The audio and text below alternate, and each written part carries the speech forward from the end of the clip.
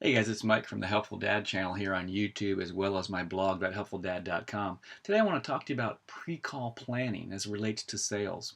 Now, I'm in the pharmaceutical industry, in the medical device sales industry, so obviously these things are going to apply to that. But for the last 25 years, I worked in a wide variety of roles, from financial services to, like I said, pharmaceutical, medical device, retail, things of that nature. What I'm going to talk to you about today actually will apply to kind of any of those industries. Anything that has a longer sales cycle where you have a little bit of time to prepare for the customer, or you're following them over time, this is going to work for. Now, the method that I talk about is called the PPAF method. And on my website, and I'll put a link to this in the show notes, there's a handy little visual that I have here created. And so I'm going to talk about what the PPAF method is. We'll talk briefly about pre-call planning, and I'll give you some tips that I use that can try to help you, right?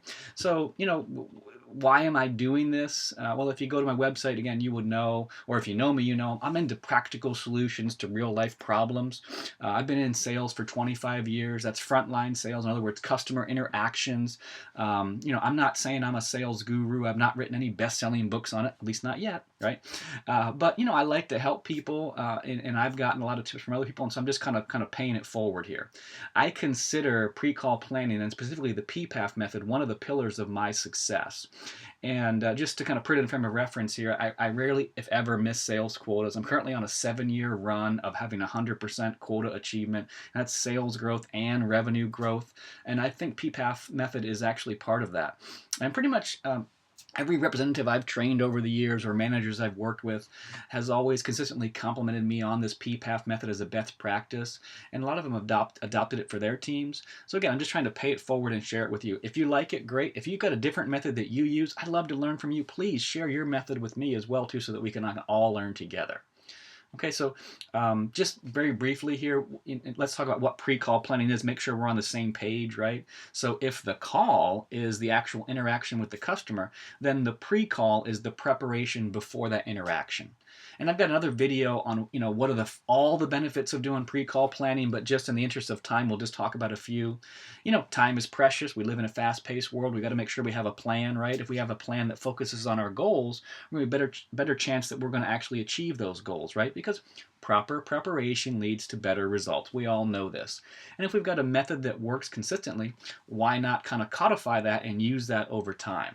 If our goal is to bring value to our customers, there's a saying in the pharmaceutical industry: be brief, be brilliant, and be gone. Customers don't have all day to spend with you. So if you use that pre-call plan, then you're going to have a better chance of providing value to them, and therefore they're going to want to see you more often. And really the bottom line in sales is to get more sales, right? And the PPAF method, or pre-call planning in general, is kind of that roadmap to success for more sales. So if you kind of like tips like this, again, make sure that you do go over to my blog, thathelpfuldad.com. I'll put that link to that in the show notes, but there's a lot more tips like this as well too. So let's talk about the PPAF method, okay? Like I said, I believe in practical solutions. I've had a lot of pre-call planning methods over the years, and the PPAF method, it really is just my simple, boiled down to basics, practical solution version of planning, right? It's not rocket science, and when you hear about it, you're gonna be like, duh, that's obvious. But the fact is, most people that I've known over the years, either they don't do pre-call planning, or they don't have a consistent method that they follow, or they don't have a method that focuses on a specific goal. And a lot of managers I've worked with have said that, and they've asked me to help them, their representatives, with this. And so that's why I want to share it with you. So PPAF is very simple. It's the first initial of each of the words that leads to PPAF.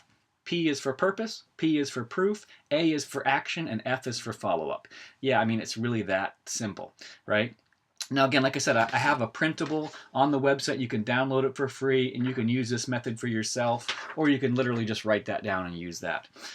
So I want to kind of unpack this a little bit more and give you some of the tips that I use to make this even more valuable for you. So let's start with the first P, which is purpose, right? So this is the reason for your visit, right?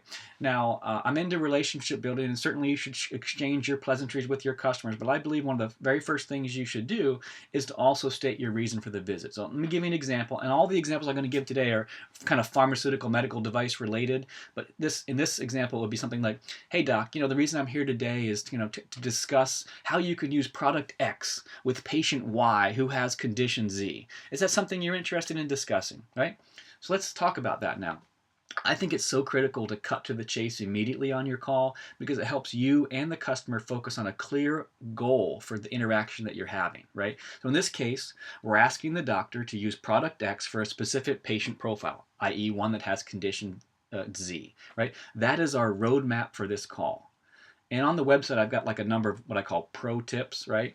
And so, as it relates to this one, I think it's important to actually gain agreement for the discussion prior to the visit if you can. So either you did that in the follow-up stage of your last call, or maybe you sent an email to the customer that just outlines the purpose of the visit for this call, especially if it's a really important key opinion leader that you're meeting with. So this allows you, when you get to that call, to say, as we agreed in the last call, or like I said in my email, something like that. I also want to spend a little bit of time on the question, are you interested? In this discussion, I actually think that's very critical. Not only does it get you into the closing mindset, but it also gets your customer into the yes mindset, assuming they say yes, they are interested in the discussion. But what about if they say no? I think it's a great question. Over the years I found, and this is myself included, a lot of representatives are afraid of getting a no, so they don't want to ask questions, even basic questions like this one. But I think it's something that you need to know the answer to. Are they interested in this discussion before you move forward? If the customer says they're not interested, that's a signal to you that you have a lot more work to do before you can proceed down the sales path to the goal, i.e. getting the doctor to prescribe product X for that patient profile. If you don't ask this question and you just proceed forward at the sales call, you're not really going to know if the customer is ready to buy your recommendation. So as a result, you may end up wasting your time, and worse yet, you may waste their time. And even worse than that, you're going to put a dent in your credibility with the customer. And you can avoid all of that by asking the "Are you interested?" question. So assuming they say yes, they are interested in the proposal, or to the discussion, and assuming that your proposal is reasonable and it's backed by credible evidence, then asking the "Are you interested?" up front is actually a kind of like a trial close.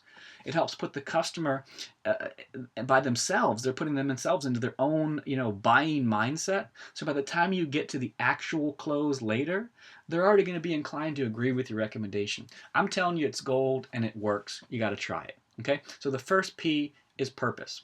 Now, what's the second P? That's proof, okay? So that's the evidence that you have to support your recommendations. So, in the pharmaceutical example, it could be a clinical reprint that talks about the efficacy of product X for those patients that have condition Z. Maybe it's your detail piece. Maybe it's a visual aid on your mobile device. It doesn't matter what the documentation is, as long as it's relevant and compelling, and as long as you're prepared to present that evidence clearly and succinctly, and you can show why and how it's relevant. Remember that discussion, that little phrase, be brief, be brilliant, be gone? This is where the rubber meets the road for that mindset. So let's talk about our example, right?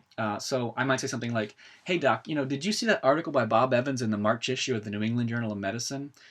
That's when Dr. Evans conducted that trial about patients who have condition Z, and he found that patients who use product X were able to reduce condition Z by 35%. What's your opinion on that research? Okay, now look, obviously that is a watered down example, and in the pharmaceutical world, there's a lot of best practices for presenting clinicals. I like something called the SOAP method, and if you go to my website, there's links to that as well too. And certainly you have to provide an unbiased review of the paper, and you have to have a discussion of safety. All of that's beyond this discussion here today. You get the idea. The point is, the proof is clearly related to the purpose, and I'm verbalizing that, and I'm also confirming the customer agrees. And that's important because that's going to set up my action close later. That's the key takeaway. I also want to point out something, in this example, Bob Evans, right, is not the guy making breakfast. He's actually a key opinion leader, and he's in the same field of practice as my customer. And that's important because if we know that the customer thinks highly of Dr. Evans as a thought leader, then we're able to really use this proof to validate what I'm about to recommend. I like to say, hey, doc, don't take my word for it, right? Remember, this is what Dr. Evans does for his patients, right? So again, you can trail that down however you like. Now, I'll admit, when I first started in sales, I would struggle with the proof step. And a lot of people do that, right? You got a lot of responsibilities. It's tempting to not put the time in to know your proof sources. But that's a mistake because, it leads to problems when you want to actually use them. You're not confident with them, or worse yet, you skip the proof step altogether. If you do that, you're going to lose credibility for your customer, or you're not going to be confident presenting the clinical or whatever it may be in your industry. And the fact is, both you and the customer are going to feel that.